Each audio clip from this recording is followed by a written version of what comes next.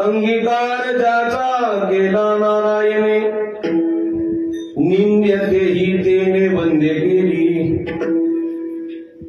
अजामिळ भिल्ली तारली कुंटणी, प्रत्यक्ष पुराणी बंदे केली. ब्रह्महत्या राशी पातकी अपार, ब्रह्महत्या राशी पातकी अपार. वाल्मिक किंकर बंदे केला, अंगीकार ज्याचा केला नारायणे, निंद्यतेही तेने बंदे केली. तुका म्हणे ते भजन प्रमाण, तुका म्हणे येथे भजन प्रमाण. काय थोरपण जावे ते, अंगीकार ज्याचा केला नारायणे, निंद्यतेही तेने बंदे केली. विठ्ठल विठ्ठल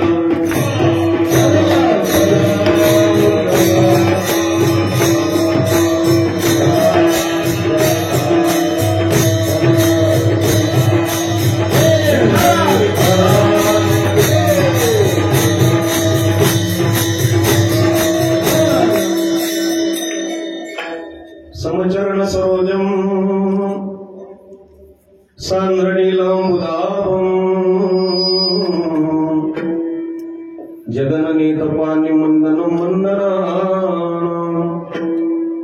तरुण तुलसीमाला कंदरं कैंजनेत्रं, सदयधवलहासं विठ्ठलं चिन्तयामि. पनुर्गा करो प्रथम,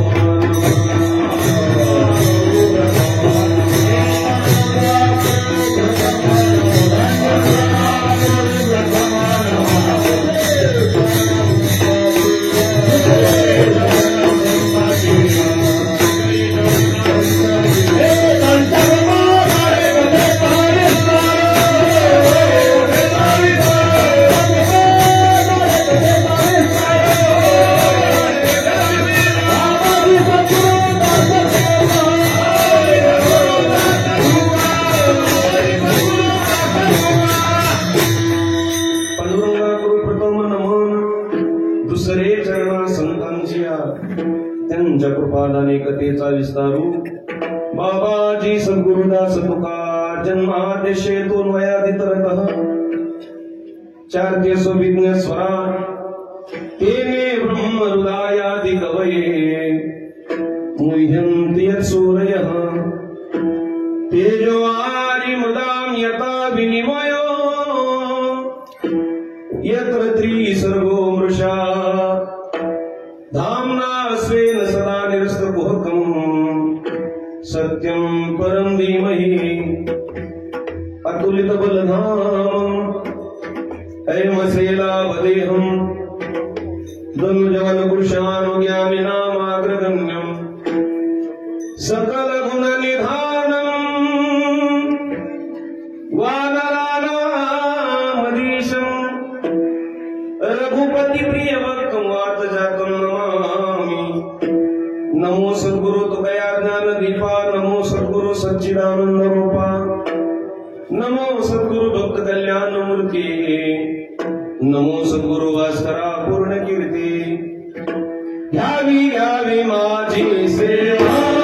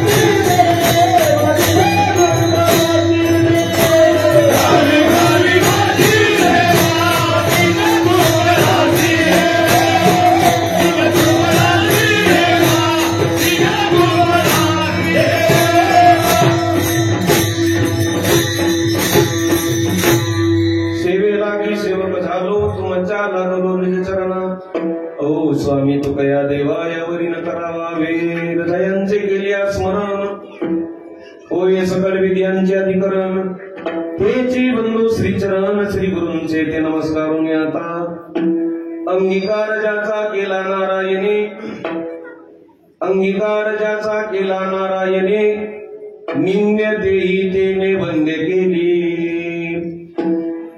प्रस्तुत प्राप्त प्रसंगी प्राप्त स्थळी कीर्तन रूपी सेवेकरता निवडलेला अभंग महान भगवत भक्त वैराग्याचे मूर्तिमंत अवतार देहूचे सुप्रसिद्ध साधू जगतवंदे जगद्गुरु श्रीमंत श्री ज्ञानेश्वर तुकाराम महाराज यांचा चार चरणाचा सर्वांच्या परिचयाचा अत्यंत सुंदर आणि अत्यंत गोड असा अभंग आज या हरिकीर्तनाकरता मी निवडलेला आहे। महाराज श्री संत जगद्गुरु तुकोबारा या अभंगाच्या माध्यमातून मानव देहामध्ये जन्माला आलेल्या प्रत्येक मनुष्य जीवाला कृती करायची आहे आणि त्या कृतीच्या सामर्थ्याने या जगामध्ये आपलं जीवन कसं वंदनीय ठरवता येईल याचं सुंदर विश्लेषण या अभंगाच्या माध्यमातून तुकोबारा आपल्याला करून देत आहेत। विठाला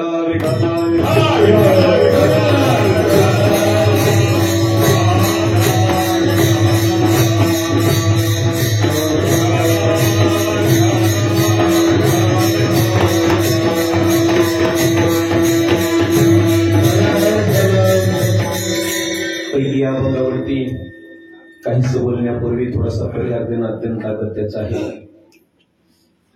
आज आपल्या या श्री क्षेत्र पुण्य पवित्र पावन बेलोरा गावामध्ये भगवान श्री पंढरीनाथाच्या हनुमंतरायाच्या पवित्र पावन दरबारामध्ये भूमीमध्ये ग्रामस्थ मंडळी मोजे बेलोरा गावातील सर्व ज्येष्ठ श्रेष्ठ मंडळी पुरुष मंडळी माता भगिनी आणि उपस्थित सर्व वारकरी टाळकरी आदरणीय वंदनीय सर्व ज्येष्ठ श्रेष्ठ मंडळी आपणा सर्वांच्या या पवित्र उपस्थितीमध्ये स्वानंद सुखनिवासी भजन तपस्वी वैकुंठवासी हरिभक्तीपरायण वामनरावजी जिजा पपाळ यांच्या 16व्या पुण्यस्मरणाचं औचित्य साधून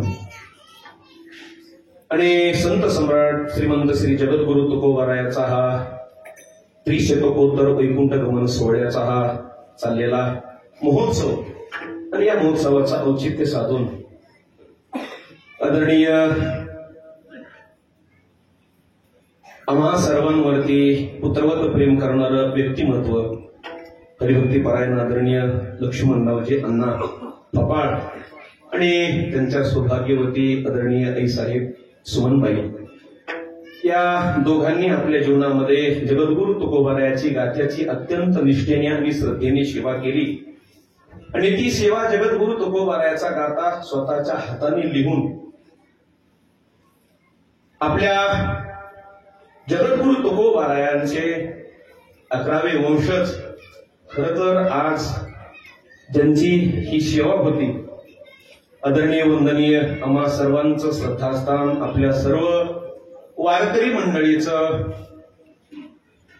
गोड व्यक्तिमत्व लाडकं व्यक्तिमत्व हरिभक्तीपरायण आदरणीय गुरुवर्य जगद्गुरु श्री संत तुकोबारायाचे 11वे वंशज हरिभक्तीपरायण श्री पुंडलिकजी महाराज देहूकर अर्थात बाबांच्या खरं तर ही सेवा होती परंतु महाराजांचं एक व्यापकत्व खरं तर याच्या सेवेच्या माध्यमातून पाहायला भेटतं आपण सर्व वारकरी मंडळीला की महाराज या महोत्सवाकरता आवर्जून उपस्थित आहेत परंतु महाराजांच्या आपल्या गळ्यामध्ये थोडासा त्रास होतो आहे सुजलेला आहे आणि म्हणून महाराजांनी आदरणीय अण्णांना विनंती केली की तुम्हाला मी येतो परंतु सेवा तुम्हाला तरी करावी लागणार आहे। महाराजांनी या ठिकाणी आल्याच्या नंतर आम्ही सुद्धा सर्वांनी विनंती केली की 10 मिनिट 15 मिनिट 20 मिनिट अर्धा तास काय जेवढं बोलता येईल तुम्हाला तेवढं तुम्ही बोला परंतु ही सेवा तुम्ही समर्पित करा। परंतु महाराजांचं एक विशाल अंतःकरण आहे म्हणून महाराजांनी आज्ञा केली आणि अण्णांच्या माध्यमातून या ठिकाणी ही सेवा माझ्यापर्यंत येऊन पोहोचलेली आहे।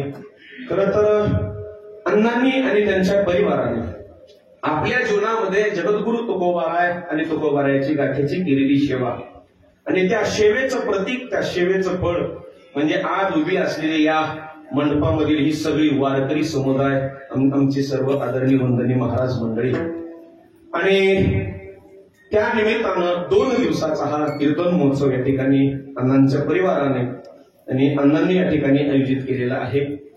त्याच्यामध्ये रात्री ज्यांची कीर्तन सेवा झाली, आपल्या परिसराचं श्रद्धास्थान आदरणीय वंदनीय परमश्रद्धेय श्रीगुरु म्हातार बाबा फडांचे चालक मालक हरिभक्तीपरायण आदरणीय भगवान बाबा पाथरुडकर बाबा यांची सुंदर सेवा त्या ठिकाणी रात्री झालेली आहे। आजची सेवा बाबांची आदरणीय देहूकर महाराजांची होती, परंतु सर्व अण्णांच्या परिवाराच्या वतीने आणि अण्णांच्या वतीने ही सेवा माझ्याकडे सोपवण्यात आलेली आहे। या सेवेच्या संबंधाने उपस्थित सर्व अण्णांवरती आणि अण्णांच्या परिवारावरती प्रेम करणारी ही जीवातली जीव देणारी ही सगळी वारकरी मंडळी आज आवर्जून या ठिकाणी उपस्थित आहेत। या सर्व वारकरी मंडळींच्या आदरणीय सद्गुरू महाराजांच्या चरणावरती मनोभावे प्रणाम करूयात, वंदन करूयात। खरं तर आज सद्गुरू जोग महाराज वारकरी शिक्षण संस्थेमध्ये 2009 साली मी परीक्षा दिली होती बाबा, आणि मला वाटते की दुसऱ्या वेळेला परीक्षा देण्याचा हा योग आज माझ्या जीवनामध्ये या ठिकाणी प्राप्त झालेला आहे। कारण तुम्हा सर्व थोरा मोठ्याच्या, कारण वारकरी संप्रदायाच्या प्रणालीप्रमाणे आणि माझ्या जगद्गुरु तुकोबारायाच्या अभंगाच्या गाथेप्रमाणे जीवन जगणारी ही सगळी 1-1 लाख मोलाची माणसं आज या पवित्र महोत्सवाकरता उपस्थित आहेत। खरं तर मी माझं भाग्य समजतो की काय पूर्वजन्मातलं पुण्य असेल की हे सद्गुरू महाराजांच्याच आज्ञेने आणि आदरणीय अण्णांच्या आज्ञेने सेवा माझ्यापर्यंत या ठिकाणी पोहोचलेली आहे।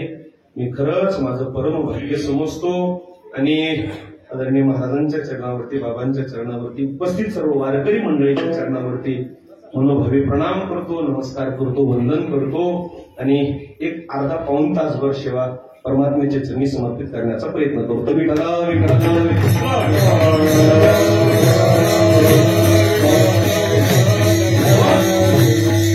तुमच्या आमच्या सगळ्या भाविक वारकरी टाळकरी मंडळीचं अहोभाग्य आहे की आपलं हृदय म्हणजे जगद्गुरु श्री संत तुकोबाराय आहे आणि माझ्या तुकोबारायाचे वंशज अर्थात तुकोबारायाची परंपरा उज्ज्वल आणि अत्यंत जोमाने आणि चांगल्या पद्धतीने पुढे अव्याहतपणे चालू ठेवण्याचं कार्य जी व्यक्ती करत आहेत ते म्हणजे सद्गुरू आदरणीय पुंडलिकजी महाराज देहूकर बाबा आज या ठिकाणी उपस्थित आहेत आणि महाराजांच्या दर्शनानं खरं तर तुम्ही आम्ही सगळे मंडळी या ठिकाणी धन्य झालेलो आहोत, भाग्यवान आहोत तुम्ही आम्ही। हा आयोग तुमच्या आमच्या जीवनामध्ये या ठिकाणी प्राप्त झालेला आहे। असो या सुवर्ण क्षणाच्या पण तुम्ही आम्ही सगळे साक्षीदार आहोत। विठ्ठला आणि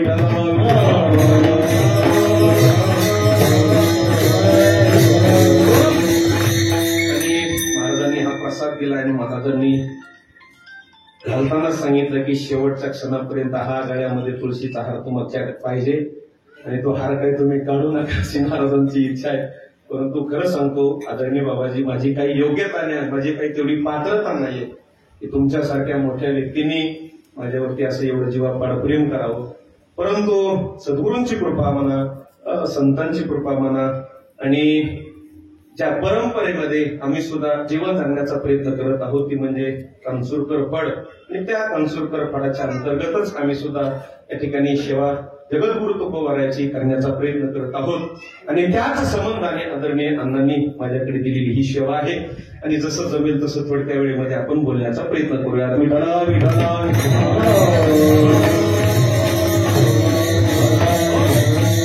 महान भजन तपस्वीच्या पुण्यस्मरणाच्या निमित्तानं ह्या महोत्सव दरवर्षी अण्णा या ठिकाणी आयोजित करत असतात आणि त्यांच्या निमित्तानं आपल्या जीवनामध्ये काहीतरी सत्कर्म घडावं, ज्ञानदान असेल, अन्नदान असेल, आपल्या पूर्वजांच्या नावानं, आपल्या वाड वडिलांच्या नावानं व्हावं हा उद्देश समोर ठेवून अण्णा हा महोत्सव आणि सगळ्या वारकरी मंडळीला या ठिकाणी निमंत्रित करून या महोत्सवाचं सुंदर असं आयोजन करता आहेत आणि त्या महोत्सवामध्ये आजची ही सेवा आहे।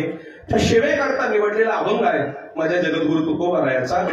जगद्गुरु तुकोबाराय अभंगाच्या माध्यमातून मानवी देहामध्ये जन्माला आल्याच्या नंतर आपल्या कृतीवरूनच आपलं जीवन जगामध्ये निंदनीय कसं करतं आणि मनुष्य म्हणून जन्माला आल्याच्या नंतरच आपल्या कृतीवरून मानवी जीवन जगामध्ये कसं वंदनीय ठरतं. निंदनीय आणि वंदनीय या दोन शब्दाचा विश्लेषण अर्थात अर्थ जगद्गुरु तुकोबा या अभंगाच्या माध्यमातून सांगण्याचा प्रयत्न करतायत.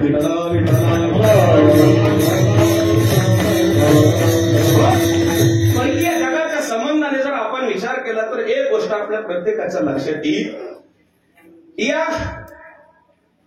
84 लक्ष शरीरांमध्ये तुम्ही आम्ही जीवन जगत असताना या विश्वामध्ये असंख्य प्रकारची जीवन नांदतात, वास करतात, राहतात, जीवन जगतात. परंतु त्या 84 लक्ष शरीरांपैकी काही जीवन या जगातली आपल्याला भोगप्रधान म्हणून पाहायला भेटतात, काही जीवन या जगातली त्यागप्रधान म्हणून पाहायला भेटतात, काही जीवन या जगातली पुण्यप्रधान म्हणून पाहायला भेटतात आणि काही जीवन या जगातली कृतीप्रधान म्हणून पाहायला भेटतात. मानवी जीवन या जगामधलं कृतीप्रधान जीवन कसं आहे हे तुम्हाला मी पटवून द्यायचंय की आपल्या कृतीच्या सामर्थ्यानं मानवी जीवन जगामध्ये निंदनीय कसं ठरतं आणि वंदनीय कसं ठरतं हा मुद्दा मला तुम्हाला पटवून द्यायचा आहे. तर या जगाच्या संबंधाने 84 लक्ष शरीरांपैकी काही जीवन ही भोगप्रधान आहेत, काही जीवन ही त्यागप्रधान आहेत, काही जीवन ही पुण्यप्रधान आहेत आणि एक जीवन असं की ते म्हणजे कृतीप्रधान जीवन जगणारे एक जीवन आहे. मग कोणाचं जीवन भोगप्रधान, कोणाचं जीवन त्यागप्रधान, कोणाचं जीवन पुण्यप्रधान आणि कोणाचं जीवन कृतीप्रधान. शास्त्राचा निर्वाळा तुमच्या समोर मांडतो. शास्त्रकार म्हणतात भोगप्रधानम पशुजीवनंतु त्यागप्रधानम साधुजीवनंतु पुण्यप्रधानम देवजीवनंतु पण कृतीप्रधानम नृजीवनंतु. शास्त्रकार म्हणतात या जगामध्ये असंख्य जरी जीवन असली त्या जीवनांपैकी भोगप्रधान जीवन जगणारा एक वर्ग आहे तो पशुपशुआधिकांचा आहे. भोगाच्या व्यतिरिक्त त्यांच्या जीवनामध्ये कुठलं स्वातंत्र्य आपल्याला पाहायला भेटत नाही. दुसरा वर्ग या जगामध्ये त्यागप्रधान जीवन जगणारा एक वर्ग आहे आणि तो त्यागप्रधान जीवन जगणारा वर्ग आहे तो म्हणजे आमच्या संतांचा आहे, साधू लोकांचा आहे. साधूचं जीवन हे त्यागाने बांधलेलं जीवन आहे, अर्थात त्यागप्रधान जीवन हे संतांचं जीवन आहे. म्हणून नेहमी साधू महात्म्यांच्या जीवनामध्ये त्याग वैराग्य आपल्याला सहसा पाहायला भेटतं बरं का. आमचे गुरुजी तर म्हणायचे की बाबा ज्या संतांच्या जीवनामध्ये, ज्या साधूच्या जीवनामध्ये त्याग नाही, वैराग्य नाही, अर्थात तो साधू म्हणता येणार नाही. कारण साधूच्या जीवनामध्ये त्याग हा असावाच लागतो. कारण त्यागाशिवाय साधूचं जीवन या जगामध्ये आपल्याला शोभून दिसत नाहीये. म्हणून त्यागप्रधान जीवन हे संतांचं आहे, साधूचं आहे. पुण्यप्रधान जीवन जगणारा एक वर्ग आहे तो म्हणजे स्वर्गामधल्या देवाधिकांचा वर्ग आहे. अर्थात येथे अगाधिक सकाम कर्म करतात, त्या सकाम कर्माच्या माध्यमातून पुण्य प्राप्त करतात, पुण्याच्या बळावरती स्वर्गाला जातात आणि स्वर्गामध्ये जाऊन पुण्यच भोगण्याचा प्रयत्न करतात. ते जीवन म्हणजे पुण्यप्रधान जीवन जगणारं स्वर्गातल्या देवाधिकांचं जीवन आहे. आणि एक वर्ग आपण पाहिला होता की तो वर्ग आहे तो तुमच्या आमच्या माणसाचा, की तुमच्या आमच्या मनुष्य जीवाचा, की तो वर्ग म्हणजे कृतीप्रधान जीवन जगणारा वर्ग आहे. विठ्ठला विठ्ठला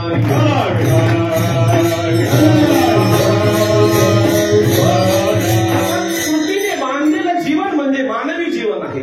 म्हणून मानवी शरीराच्या कृतीच्या सामर्थ्यानं आपण जसं करू तशा पद्धतीने आपल्या जीवनामध्ये तशी अवस्था प्राप्त होत असते बरं का. अर्थात आमचे गुरुजी म्हणायचे की मानवी जीवन म्हणजे एक जंक्शन स्टेशन आहे की जशी कृती शरीराच्या माध्यमातून कराल त्या पद्धतीने आपल्याला त्या गतीला, त्या अवस्थेला आपल्याला प्राप्त होता येतं. म्हणजे मानवी शरीर हे जंक्शन स्टेशन आहे. जसं जंक्शन स्टेशनवरून जाण्याकरता कोणत्याही दिशेला गाड्या आपल्याला भेटतात, कोणत्याही दिशेला जा, तसं मानवी शरीर हे सुद्धा एक जंक्शन स्टेशन आहे बरं का मायबाबा, जंक्शन स्टेशन आहे.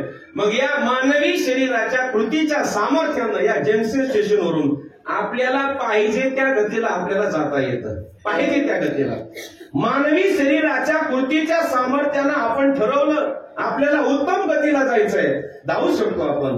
मानवी शरीराच्या कृतीच्या सामर्थ्यानं आपण ठरवलं आपल्याला मध्यम गतीला जायचंय, जाऊ शकतो.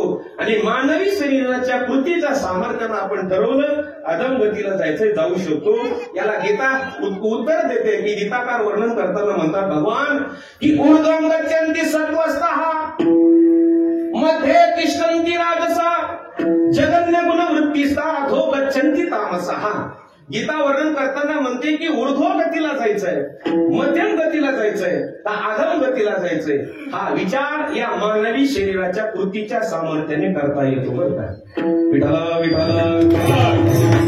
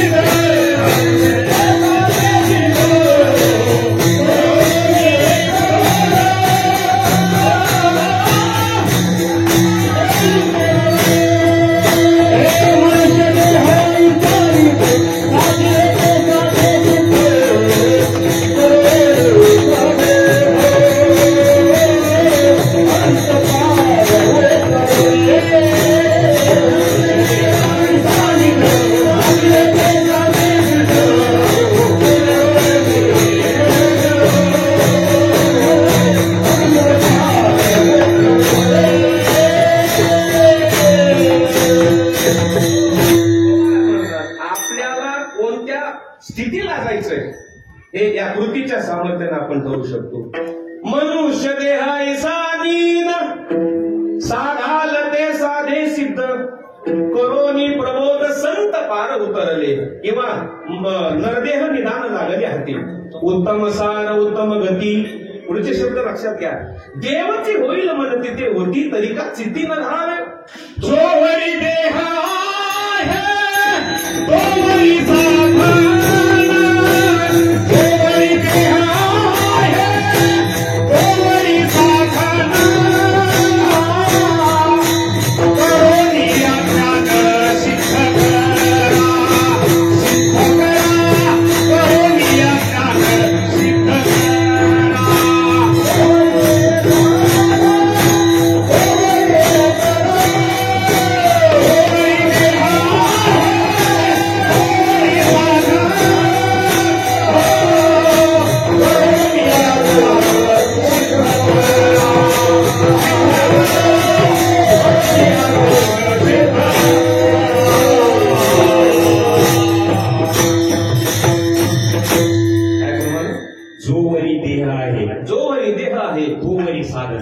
तोवरी साधन करोनिया ज्ञान सिद्ध करा.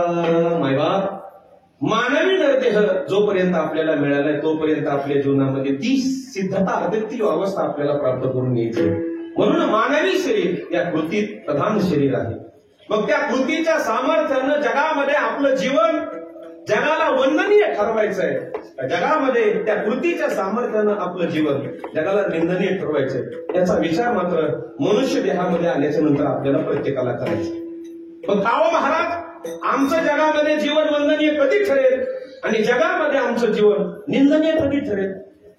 तर त्याला वर्णन करताना तुकोबाराय सांगतात की बाबा, 5 गोष्टीमुळे मनुष्याचं जीवन या जगामध्ये निंदनीय ठरतं आणि 5 गोष्टीमुळे मनुष्याचं जीवन या जगामध्ये वंदनीय ठरतं. कोणत्या 5 गोष्टी आहेत की त्या गोष्टीमुळे मनुष्य जीवन जगात निंदनीय ठरेल आणि कोणत्या 5 गोष्टी आहेत की त्या 5 गोष्टीमुळे जगामध्ये माणसाचं जीवन जगाला वंदनीय ठरेल, शिरसावंत ठरेल? त्या 5 गोष्टी मला तुम्ही सांगा.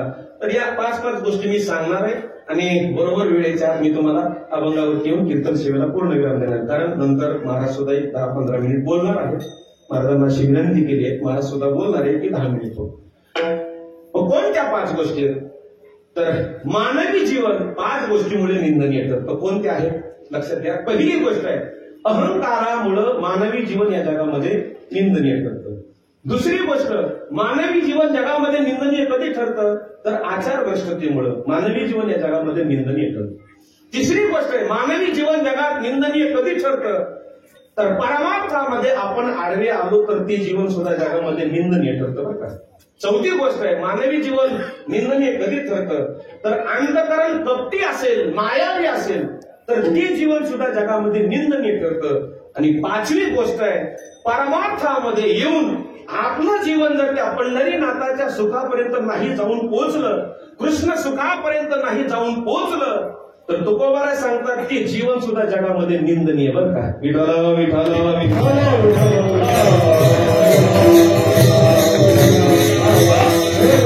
एका मुद्द्याचा आपल्याला विचार करायचा आहे. पहिला मुद्दा आहे की मानवी जीवन निंदनीय का ठरतं? तर अहंकारामुळे. कारण मानवी जीवनामध्ये सर्वात घातक शत्रू जर काय असेल तर अहंकार आहे बरं का. अहंकार आहे. कारण माणसाच्या जीवनामध्ये पावला पावलाला समाप्त करण्याचं काम कोण करत असेल तर तो अहंकार करतो. आणि म्हणून पहिली गोष्ट तुमच्या आमच्या जीवनामध्ये काय करायचं असेल तर तुकोबाराय सांगतात, जीवनामध्ये दुसरं काही करा की नका करू, पण त्या अहंकाराचा त्याग करण्याचा प्रयत्न करा. त्याग तरी ऐसा करा, त्याग तरी ऐसा करा.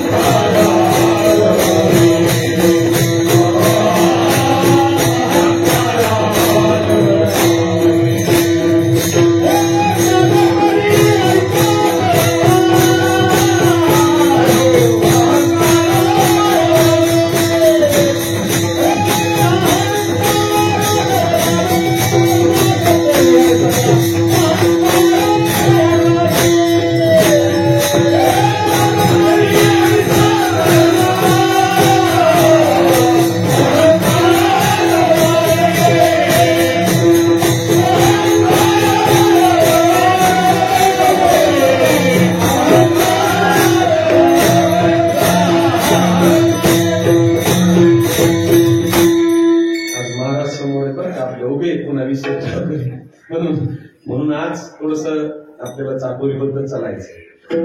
तुकोबाराय सांगतात जीवनामध्ये सर्वात मोठा मनुष्य जीवामध्ये काय घातक असेल तर तो अहंकार आहे. बाकी काही करू नका, पण करा अगर नका करू, पण त्या अहंकाराचा जीवनामध्ये त्याग करा. त्याग तरी ऐसा करा अहंकारात उडावे. कारण अहंकार असा आहे, ज्ञानोबाराय तर गोड वर्णन करतात ज्ञानेश्वरीमध्ये, बाबा अहंकार अज्ञानाला जाणत्याला काय करतो तर त्याचा घात करण्याचा प्रयत्न करतो. ज्ञानोबाराय सांगतात नवल अहंकाराची गोटी विशेष नलगे अज्ञानाच्या पाठ्याने सज्ञानाचे झोमे कंठी नाना संकटी नाचवी. तो अहंकार कसा आहे की जो अज्ञानी आहे त्याला तो अहंकार काही करत नाही म्हटले, पण ज्ञानाला मात्र तो अहंकार नष्ट केल्याशिवाय राहत नाही. हो उदाहरण आपल्याला इतिहासामध्ये पुराणामध्ये सगळ्यांना माहिती आहे. हजारो वर्षाची तपश्चर्या असताना सुद्धा त्या संत महात्म्यांच्या जीवनावर साधूच्या ऋषीच्या जीवनामध्ये अहंकार आणला अहंकार, आणि परिणाम हजारो वर्षाची तपश्चर्या पण त्या अहंकाराने नष्ट दुष्ट करून टाकली. म्हणून आपल्या जीवनामध्ये अहंकार घालवण्याचा प्रयत्न केला पाहिजे. आणि जर यदा कदाचित आपल्या जीवनामध्ये अहंकार नाही गेला तर तुकोबाराय सांगतात की आपलं जीवन जगामध्ये निंदनीय ठरेल.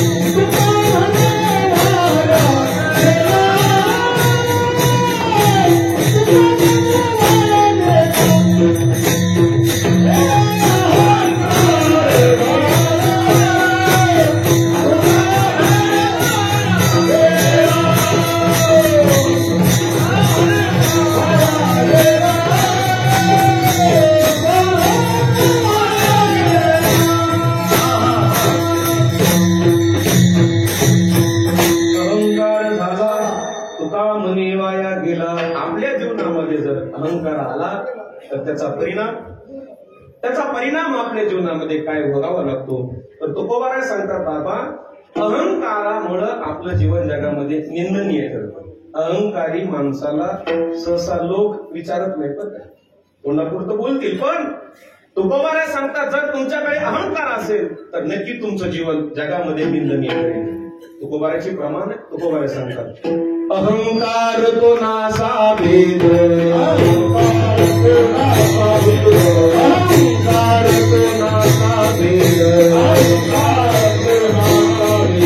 जगी निंद्य ओवरा जगी निंद्य ओवरा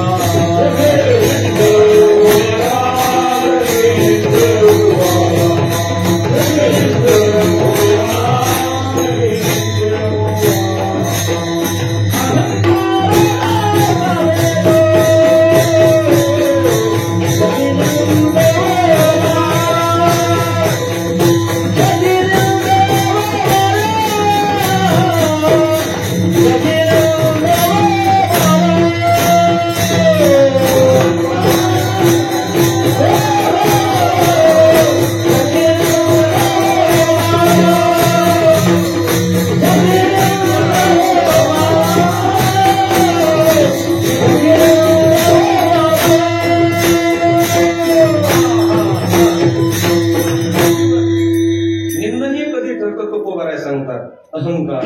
आणि म्हणून अहंकार तो नासा भेद जगी निंद्य ओवळा. तुकोबाराय सांगतात त्या अहंकारी माणसाला ओवळा म्हणजे जसा दळणातून खडा बाजूला काढला जातो तसा समाज त्या माणसाला जगा वेगळं करतो बरं का. आणि म्हणून पहिली गोष्ट आहे आपलं जीवन अहंकारामुळे निंदनीय ठरतं. दुसरा मुद्दा पाहिला होता की आचार भ्रष्टतेमुळे मानवी जीवन जगामध्ये निंदनीय ठरतं बरं का. शास्त्र तर असं सांगतंय की आपल्या जीवनामध्ये पहिली पायरी म्हणजे आचार आहे बरं का. कारण शास्त्र सिद्धांत की आचार परमो धर्म हा शास्त्राची पहिली पायरी आहे. जीवन जगण्याची पहिली पायरी तो म्हणजे आपल्या जीवनातला आचार. कारण आचारानं आपल्या जीवनामध्ये खूप काही भेटतं बरं का, खूप काही भेटतं. शास्त्र तर असं सांगतंय की आचारवान माणसाच्या जीवनामध्ये काही गोष्टी सहज मिळतात, सहज मिळतात. त्याला काही प्रयत्न करायची गरज नाही, सायास करायची गरज नाही. फक्त त्याचं जीवन आचार संपन्न असलं पाहिजे. आणि त्या आचार संपन्न जीवन जगणाऱ्या व्यक्तीच्या जीवनामध्ये आचाराचे फायदे, शास्त्र असं सांगतंय की आचारवान माणसाला सहज गोष्टीचा काही फायदा होतो. कोणत्या? शास्त्रकार म्हणतात, आचारवंतो मनुजा लभन्ते आयुष्य वित्तम सुतास्य सौख्यम धर्मम शाश्वत ईश लोके विद्वजन पूज्यताच. शास्त्रकार म्हणतात की आचारवान माणसाला या 7 गोष्टी सहज मिळतात. पहिली गोष्ट, आचारवंतो मनुजा लभन्ते आयुः. आचारवान मनुष्याच्या जीवनामध्ये त्याला आयुष्य भरपूर मिळतं. बरं का, तो आचार सांभाळतो ना, ज्याने आपल्या जीवनामध्ये आचार सांभाळलाय त्याला आयुष्य भरपूर मिळतं. दुसरी गोष्ट, आयुः वित्तम. आचारवान माणसाच्या जीवनामध्ये धन संपत्ती सुद्धा त्याच्याकडे सहज त्याला प्राप्त होते. बरं का, एवढंच काय, जो आचार पाळतो ना, तर ज्ञानोबा म्हणतात की त्याच्याकडे चालत चालत धन संपत्ती येते. भाग्याचे नि भडसे, उद्यमाचे नि मिशे आणि संपत्ती जाता पैसे घरी गे. अहो, घर नंबर विचारत येते. कोणाचा? ज्याने आचार पाळलाय, धन सुद्धा त्याच्याकडे चालत येतो. कुठं राहतात आमके सांगा त्यांचं घर. लक्ष्मी धन सुद्धा त्या व्यक्तीकडे चालत येते. म्हणून आपल्या जीवनामध्ये धन कमवत असताना कशा पद्धतीने कमवलं पाहिजे. आता तुकोबाराचं तर प्रमाण आपल्याला सगळ्यांना पाठच आहे. तुकोबाराने तुम्हाला आम्हाला जीवाला उपदेश करत असताना संसारिक जीवनामध्ये धनाची अत्यंत गरज आहे. कमवू नका असं कोणत्याही महात्म्याने संतांनी सांगितलं नाही. कमवा, भरपूर कमवा, पण ते धन कमवत असताना कशा पद्धतीने धन कमवा.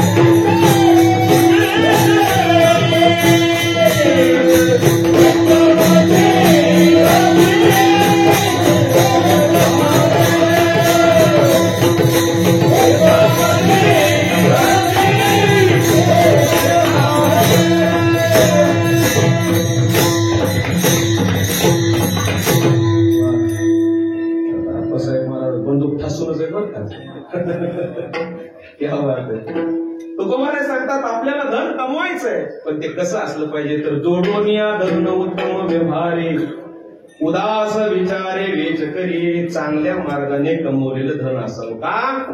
कारण चांगल्या मार्गाने कमवलेलं धन आपल्याला तर समाधान देतं, पण आपल्या पुढच्या पिढीला सुद्धा समाधान देतं. बरं का, पण अन्यायोपार्जितम धनम 10 वर्षपर्यंतम तिष्ठन्ति. शास्त्र सांगतं की अन्यायाने, अत्याचाराने, बळजबरीने कमवलेलं धन जे आहे ना, ते जास्त दिवस टिकत नाही. पण इमानदारीने, मेहनतीने कमवलेलं धन तुकोबारे सांगतात की ते नक्कीच आपल्याला सुख प्रदान करून दिल्याशिवाय राहत नाही. आणि म्हणून आपल्या जीवनामध्ये धन संपत्ती मिळवायची आपल्याला, पण ती कशी असावी तर आचारातून कमवलेली धनसंपत्ती असावी. म्हणून शास्त्रकार सांगतात की आचाराचा हा दुसरा फायदा आहे, वित्तम. आचार पाळणाऱ्या माणसाच्या जीवनामध्ये संपत्ती त्याला सहज मिळते. पुढे शब्द वापरायला की सुताह, आचारवान माणसाच्या जीवनामध्ये संतती सुद्धा त्याला चांगली प्राप्त होते बरं का. श्रीमंत मुलं जन्माला येणं ही आपल्या जीवनातली श्रीमंती नाही मायबाप, लक्षात घ्या मुद्दा. श्रीमंत मुलं जन्माला येणं ही आपल्या जीवनातली श्रीमंती नाही आहे, पण सुसंस्कारित संतती आपल्या जीवनामध्ये प्राप्त होणे आपल्या जीवनातली सर्वात मोठी श्रीमंती आहे. ही सर्वात मोठी श्रीमंती आहे. म्हणून संतती आपल्या जीवनामध्ये आपल्याला चांगली सुसंस्कारित मिळावी असं वाटत असेल तर शास्त्र सांगतं की आपण जीवनामध्ये आचार पाळला पाहिजे. जर यदा कदाचित आपल्या जीवनातला आचार आपण नाही पाळला तर त्याचा परिणाम पुढच्या पिढीला सुद्धा त्याचा परिणाम झाल्याशिवाय राहत नाही. म्हणून मायबापाने आता तुम्ही आम्ही जीवन जगायलो तर आपल्या जीवनामध्ये आपण आपली लेकरं मुलं बाळ संतती जर आपल्या पावलावरती पाऊल ठेवून चांगलं जीवन जगावं असं वाटत असेल तर तुकोबारा म्हणतात की आपल्या जीवनामध्ये अगोदर आपण आचार सांभाळावा. जर आपण आचारामध्ये संपलो तर यदा कदाचित पुढची पिढी सुद्धा आचारामध्ये संपल्याशिवाय राहणार नाही बरं का. म्हणून आपल्या जीवनामध्ये आचार सांभाळावा. पण मायबाप जर आचार सांभाळत नसतील, चांगली माणसं जर आचार सांभाळत नसतील तर पुढच्या पिढीने काय आदर्श करणार. कारण शास्त्र सिद्धांत असा आहे, वेदांत म्हणतं की कारणाचेच गुण कार्यामध्ये येत असतात. हा सिद्धांत आहे वेदांताचा. कारणाचे गुण कार्यामध्ये येत असतात. मायबाप जर चांगले आचार संपन्न जीवन जगत असतील तर लेकराला शिकवायची गरज पडत नाही. सज्जन बरोबर आपल्या पावलावरती पाऊल ठेवून ते जीवन जगतात. पण कारणालाच माहिती नसेल, कारण जर चांगलं आचरण करत नसेल तर कार्याला पुढे काय माहिती होणार आहे सिद्धांत. म्हणून मायबापाने जीवन जगलं तर त्याचा परिणाम आचार संपन्न तर त्याचा परिणाम लेकरावरती झाल्याशिवाय राहणार. गुरुजी आमचे विनोदाने सांगायचे, राजस्थानचे पिता पुत्र समुद्राच्या काठावरती फिरायला आले. कारणाला माहित असेल तर कार्याला माहिती होता, सिद्धांत लक्षात घ्या. राजस्थानचे पिता पुत्र समुद्राच्या काठाला फिरायला आले आणि फिरायला आल्याच्या नंतर मुलगा आणि बाप फिरू लागले त्या समुद्राच्या काठावरती. कधी पाण्याचा प्रसंग आला नव्हता. राजस्थान वाळवंटी प्रदेश आणि मग त्या वाळवंटी प्रदेशामध्ये राहणारे हे दोघं बाप लेकरं समुद्राच्या काठावरती आले. ते पाणी पाहिलं आणि मुलाला हुरूप आवडला नाही आणि तो मुलगा बापाला म्हणायला लागला, बाबा अहो काय हे. म्हणजे अरे समुद्र, विस्तीर्ण समुद्र. मुलाला आनंद झाला, समुद्र पाणीच पाणी होतं जिकडे तिकडे. आणि पुढे चालता चालता चालता सहज त्या पाण्यामध्ये मासा पाहिला आणि मासा पाहिल्याच्या नंतर वराने बापाला विचारलं, बाबा हे काय म्हणले पाण्यामध्ये. बापाने सांगितलं अरे त्याला मासा म्हणतात, मासा. वरगा बापाला म्हटला, मग बाबा तो मासा त्या झाडावर कम चढत नसेल. वरगा काय म्हणला बापाला, त्या झाडावर कम चढत नसेल. बाप त्याला काय म्हटलं माहितीये काय, गाढवा अक्कल आहे का म्हणले तुला, तो मासा झाडावर चढायला ते काय बैल आहे का काय. प्रसाद आहे नंतर जेवून जाणार का सगळे. अहो 5Gचं युग चालू सध्या जरा कनेक्ट विठ्ठल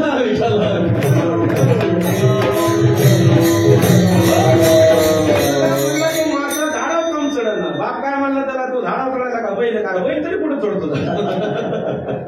बापालाच माहिती नसेल तर मुलाला कुठून माहिती होत. म्हणजे कारणाला माहिती असावं, कार्याला आपल्या आप माहिती होतं. तसं आपण आचार सांभाळा, आपली पुढची पिढी नक्कीच आचार संपन्न झाल्याशिवाय राहणार नाही बरं का.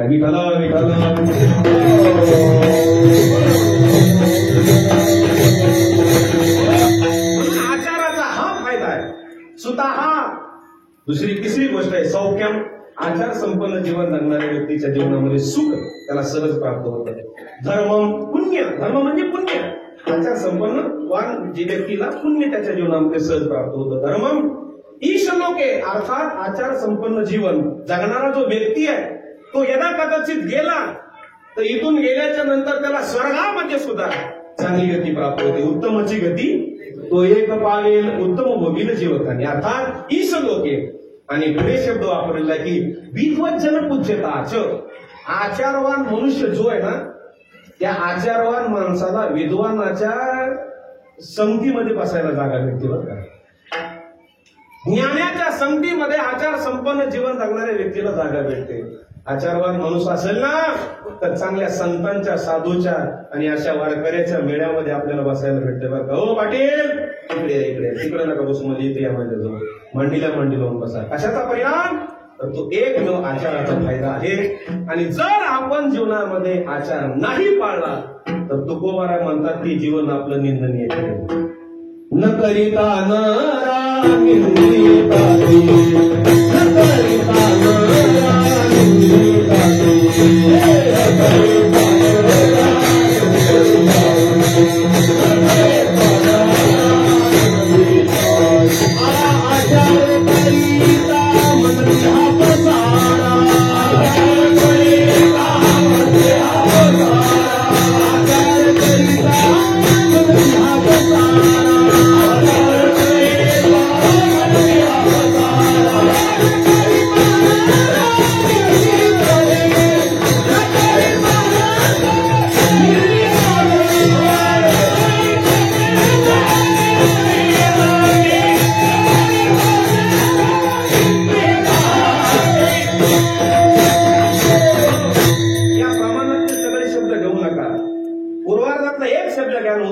सगळं घ्या. तुकोबाराय सांगतात की बाबा आचार न करिता नरा निंदिता ती. ज्या व्यक्तीने आचार सांभाळला नाही त्याचं जीवन या जगामध्ये निंदनीय ठरेल. संपला माझा विषय.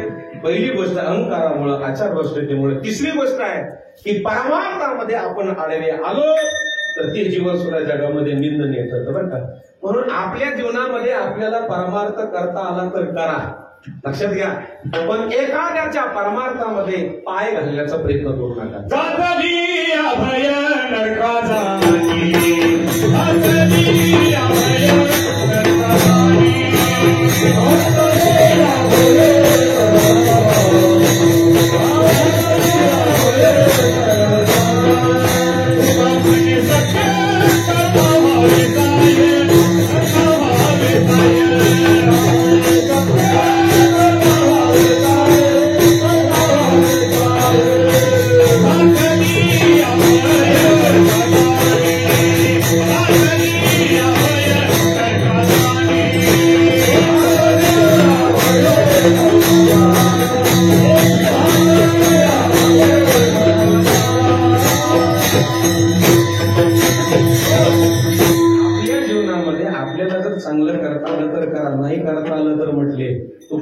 सत्य कर्मा व्हावे साय आणि घातली अभय नरकाजानी. अर्थात आपल्या जीवनामध्ये आपल्याला त्याचं फळ भोगावं लागेल.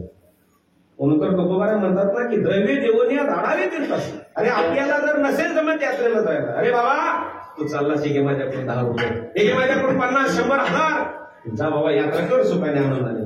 परमार्थामध्ये आपल्या जीवनामध्ये आपल्याला नाही सपोर्ट करता आला कोणाला करू नका. आपण कमीत कमी आडवा पाय तरी कोणाच्या परमार्थामध्ये चांगल्या कार्यामध्ये घालण्याचा प्रयत्न करू नका.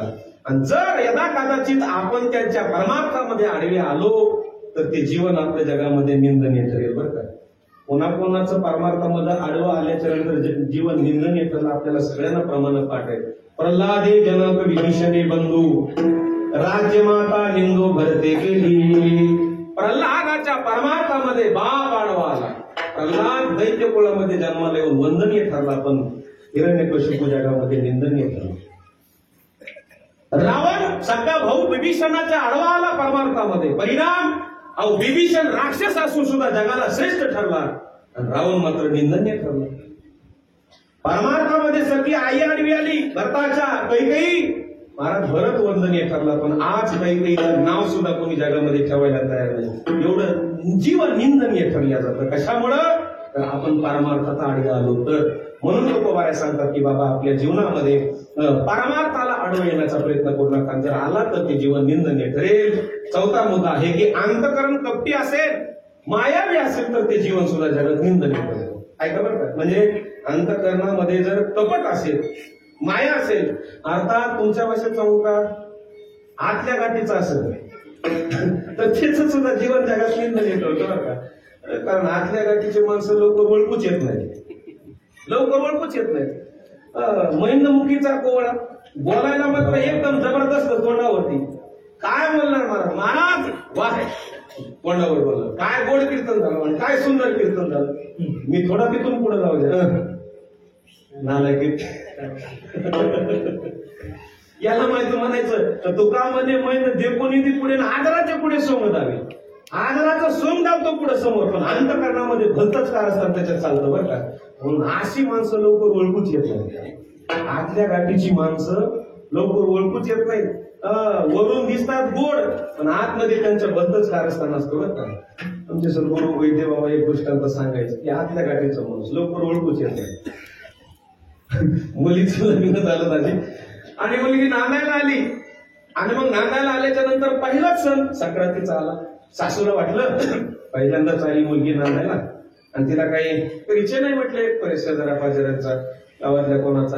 आणि म्हणून सासूने सुनीला सांगितलं, मालू चल म्हटले, तिचं नाव मालती होतं, चल म्हटले आपल्याला संक्रांतीचा सण आहे, हळदी कुंकाला त्याची तुला जरा शेजाऱ्या पाजाऱ्याची ओळख करून देतो. आतल्या गाडीचा ओळख येतो का माणूस लवकर, चल म्हणले तुला शेतात दाखवते शेजाऱ्या पाजाऱ्याची गरज.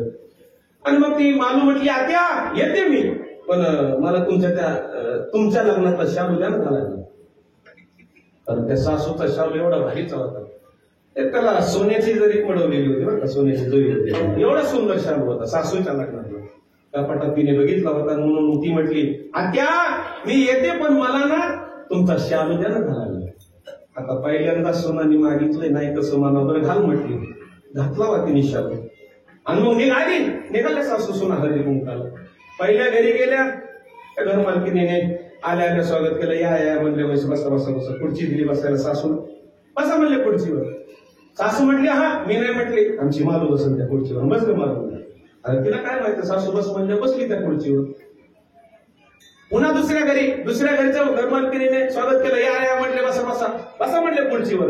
सासू म्हटले, हा मी नाही म्हटली, आमची मालू बसल. बसलं मालू खुर्चीवर. असं 1 2 3 5 6 घरी महाराज जिथं जाईल तिथं सासू त्या मालूलाच बसवायची खुर्चीवर, मालूलाच बसवायची खुर्चीवर. एक म्हातारी पहिल्या घरापासून त्या दोघी जणी नाटक करत होते. आणि मग ती म्हातारीला रावलं नाही, ती म्हणते, का हो सर बोलूच का म्हणले तुम्हाला काय? अहो लई बक्कळ सासू सुनाचं प्रेम बघितलं, पण तुमच्यासारखं सासू सुनाचं प्रेम नाही बघितलंच नाही. अहो काय म्हटले, जिथं जातील तिथं तुमच्या मालूलाच बसायला खुर्ची, जिथं जातात तिथं तुमच्या सुनालाच बसायला खुर्ची. कायच प्रेम आहे म्हणले तुमचं त्या मालूवरती. सासू काय म्हटली माहितीये का, माझ्या त्या मालूवरती प्रेम नाही म्हटले, मग तिने घातलेल्या त्या शालूवरती प्रेम म्हटले. शालू म्हणून नाही म्हणून तिला कुठे बसायला.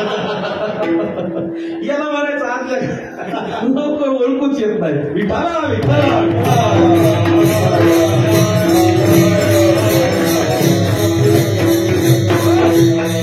गोवारा तर म्हणतात, असा जो अंतकरण कपटी व्यक्ती असेल तर त्याचं जीवन निंदनीय ठरतं. बरं का प्रमाणात उभं करायचं. विक्रमविले भटत तिला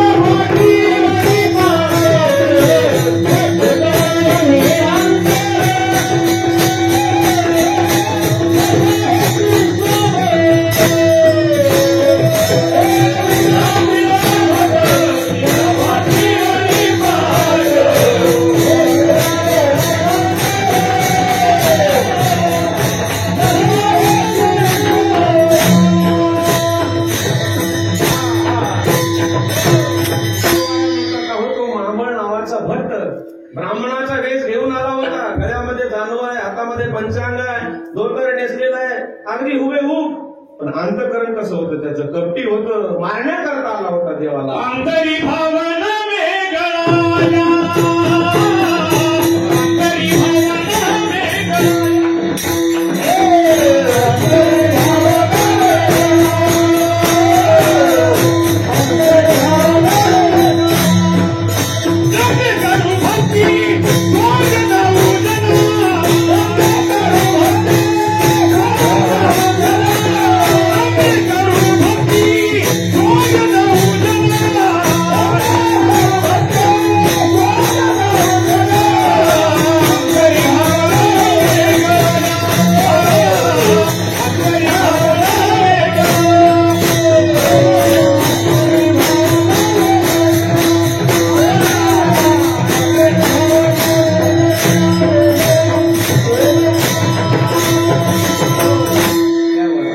अंतरी भावना वेगळा.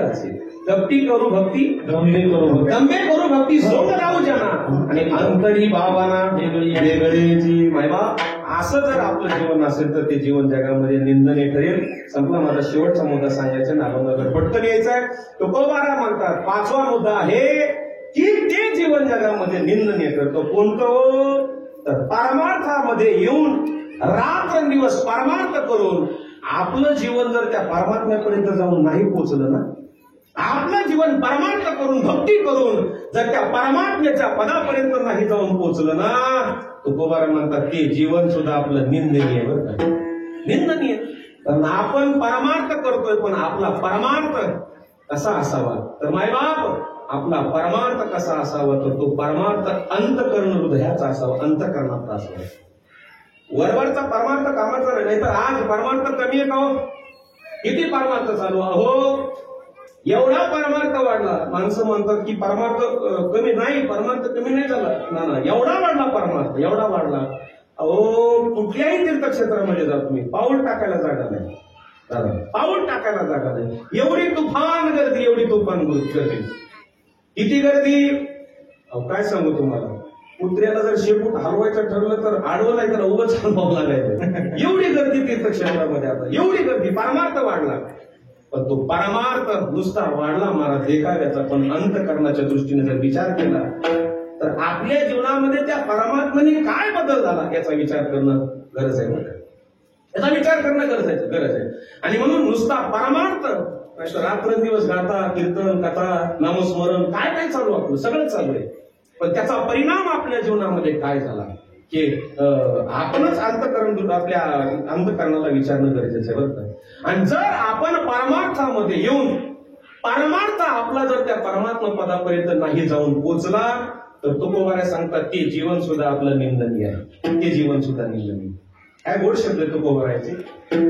कृष्ण सुख नाही कळले मानसी, कृष्ण सुख नाही कळले मानसी,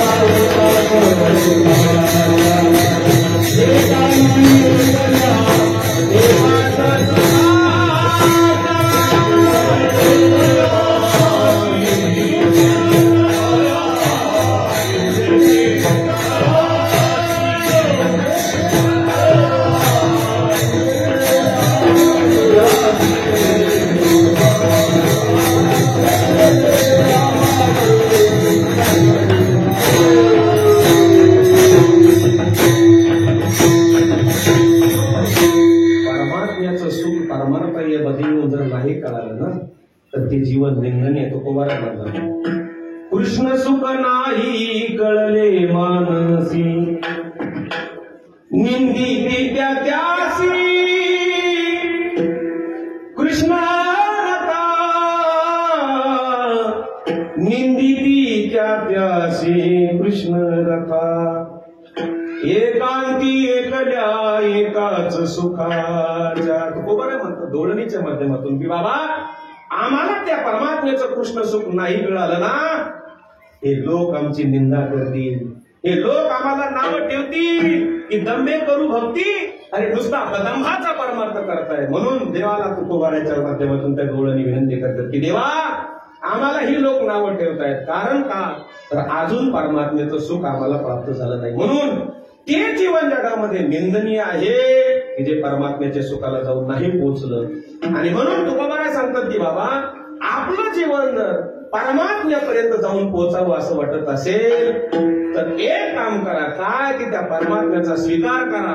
आणि जर परमात्म्याने आपला स्वीकार केला तर त्याचा परिणाम कितीही वाईट जीवन असू द्या, किती निंदनीय जीवन असू द्या, पण देव त्याचा स्वीकार करून जगामध्ये वंदनीय ठरवल्याशिवाय राहणार नाही. अभंग अंगीकार जाता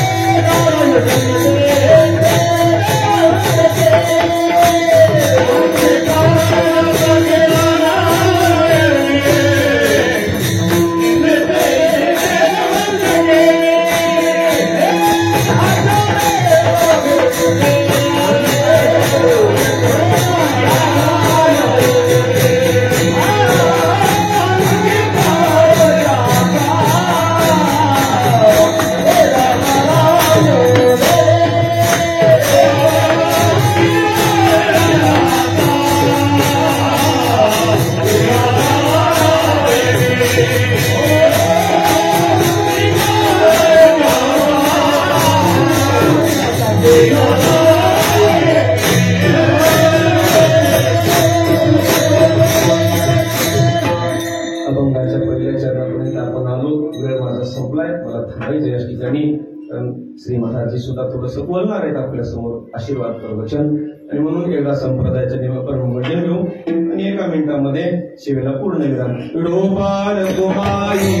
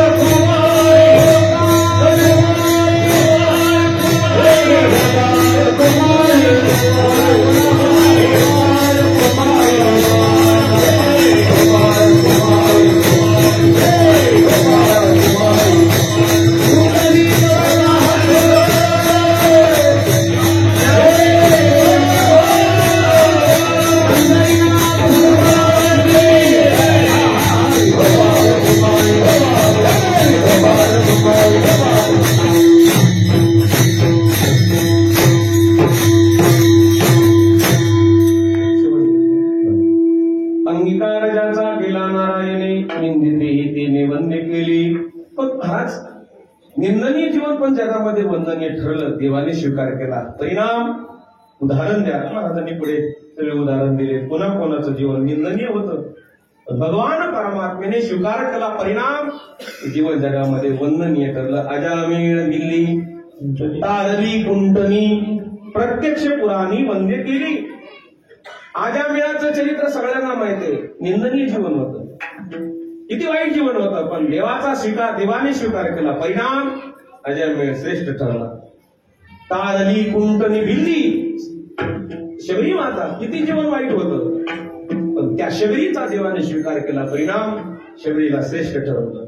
भिल्ली तारली कुंटनी, अहो पिंगला वेश्या होती, वेश्या व्यवसाय करणारी, देवाने तिचा स्वीकार केला. परिणाम श्रेष्ठ ठरली.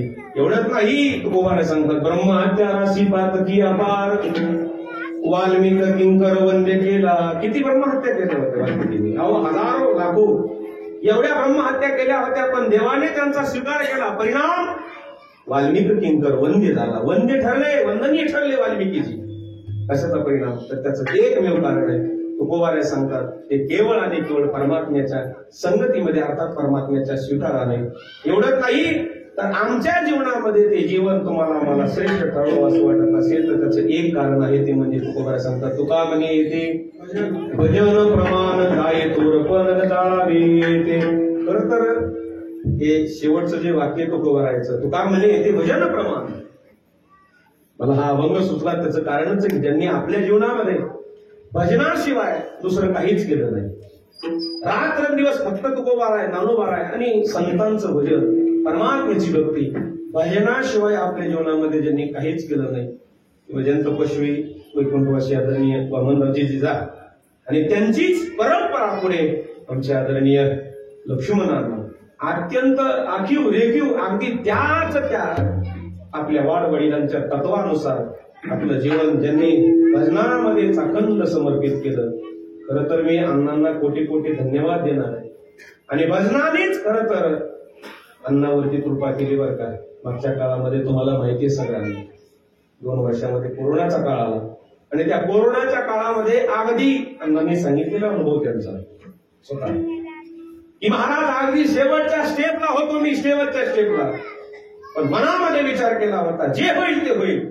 फक्त गाथामध्ये माझ्या उशाला होता आणि त्या भजनाची सेवा आणि त्या जगद्गुरु तुकोबारायच्या गाथ्याची निष्ठेने अखंडपणे जीवनामध्ये केलेली सेवा आणि त्या सेवेचा परिणाम अण्णाला काही झालं नाही. महाराज अण्णा आपल्या समोर येतात अत्यंत आनंदाने. हे सामर्थ्य आहे आणि हे सामर्थ्य फक्त भजनाचं आहे, भजनाची ताकद आहे, ही भजनाची ताकद आहे. म्हणून जीवनामध्ये भजनाला सामान्य समजलंच नाही पाहिजे आपण. मला आज ही खरं तर हे भजन ज्या परंपरेने आपल्यापर्यंत आलंय ती परंपरा आज आपल्या समोर उभी आहे. आदरणीय श्री गुरु पुंडलिकजी महाराज तुकोबारायांनी जीवनामध्ये भजन कशा पद्धतीने करावं तुम्हाला आम्हाला सांगितलं. की परंपरा महाराजी अत्यंत चोख पद्धतीने पार पाडण्याचा प्रयत्न करतायत आणि म्हणून त्या भजनाशिवाय या जगामध्ये दुसरं काही श्रेष्ठ नाही. अहो काय पण जाणार ते काय संपत्ती काय ऐश्वर. म्हणून अण्णा तुम्ही जीवनात व्यवहारामध्ये काय कमवलंय मला माहिती नाही, पण आज मला नक्कीच माहिती आहे की आज तुम्ही जीवनामध्ये सर्वात मोठी श्रेष्ठ संपत्ती कमवली आहे आणि ती संपत्ती म्हणजे ही वारकरी आहे. ही सगळी वारकरी मंडळी आहे. अहो सामान्य गोष्ट नाही. एवढी अण्णावरती ही प्रेम करणारी सगळी जीवापाड मंडळी आहे. आज ही त्याची पावती आहे. ही पावती आहे. तुम्ही हेच जीवनामध्ये कमवलं, हेच ह्याच्यापेक्षा दुसरं काही जीवनामध्ये तुम्ही कमवलं नाही. आणि म्हणून तुका म्हणे ते भजन प्रमाण तुकोबाराय जसं म्हणतात भजनाला श्रेष्ठ प्रमाण मान्यता आहे, तसं अण्णांनी सुद्धा आपल्या जीवनामध्ये रात्र दिवस भगवंताची भक्ती भजन. आता वारीमध्ये आम्ही सोबतच असतो बरोबर की नाही. 1 नंबर 2 नंबर सोबतच आहे बाबांचा आणि आमचा. आणि म्हणून आम्हाला माहिती आहे की भजनावरती किती निष्ठा किती श्रद्धा अण्णांनी ती जोपासण्याचा प्रयत्न केलेला आहे. म्हणून खरंच तर आपल्या सगळ्या मंडळीच्या वतीनं मी भगवान परमात्म्याच्या चरणावरती एवढीच एक विनंती करतो, प्रार्थना करतो की हे पंढरीनाथा पांडुरंगा तुकोबारायाला सुद्धा विनंती करतो की हे तुकोबाराया एक वारकरी आहे की तुझ्या प्रणालीप्रमाणे जीवन जगणारा. म्हणून आपल्या सगळ्यांच्या वतीनं भगवंताच्या समोर आपण विनंती करू की अण्णाला आयुर आरोग्य सुख समृद्धी भरपूर लाभावं आणि त्यांच्याकडून अशीच पूर्वजांची साधूची तुकोबारायाची संतांची सेवा करावी अशी भगवतचरणी प्रार्थना करतो. आणि याच ठिकाणी माझ्या वाणीला मी पूर्ण विराम देतो. खरं तर आज या ठिकाणी कमीत कमी 100 सगळे कीर्तनकार आहेत, सगळे महाराष्ट्रामध्ये गाजलेली सगळी गायक वादक मंडळी आहेत, सगळे आमचे युट्यूब चॅनलचे सगळे मित्र मंडळी आहेत. खरं तर वर्णन करावं तेवढं कमी आहे आपल्या या सोहळ्याचं. आणि काय द्यावी अशी व्हावी उतराई ठेवीत हा पायी जीव थोडा. माझ्यासारख्या अज्ञान पावर जीवाकडे ही एक सेवा श्री गुरु महाराजांनीच आज्ञा केली आणि त्यांच्याच आज्ञेने महाराजांच्या आज्ञेने अण्णांच्या आज्ञेने या ठिकाणी मी थोडस बोललो. आता बरोबर आहे की नाही मला सांगताच येणार नाही, कारण इथं सगळीच जाणकार मंडळी आज कीर्तन सेवेकरता उपस्थित आहेत. बरोबर की असेल की नाही मला माहिती नाही, परंतु जे सद्गुरू जोग महाराज वारकरी शिक्षण मत संस्थेमध्ये अध्ययन केलं तेच तुमच्या समोर मांडण्याचा थोडासा प्रयत्न केलाय. जे बरोबर असेल ते ग्रहण करा आणि जे चुकीचं असेल ते मला परत करा. पुनश्च झालेली सेवा सद्गुरू महाराजांच्या चरणावरती तुम्हा सर्व श्रोतृ सज्जनांच्या चरणावरती समर्पित करतो आणि माझ्या वाणीला पूर्ण विराम देतो. ज्ञानोबारायचं भजन घेऊ आणि महाराज या ठिकाणी आपल्याला 10 मिनिट बोलणार आहेत. आशीर्वाद प्रवचन ते आपण सगळ्यांनी शांत चित्त करून या ठिकाणी सगळ्यांनी ऐकायचे आहे. ज्ञानेश्वर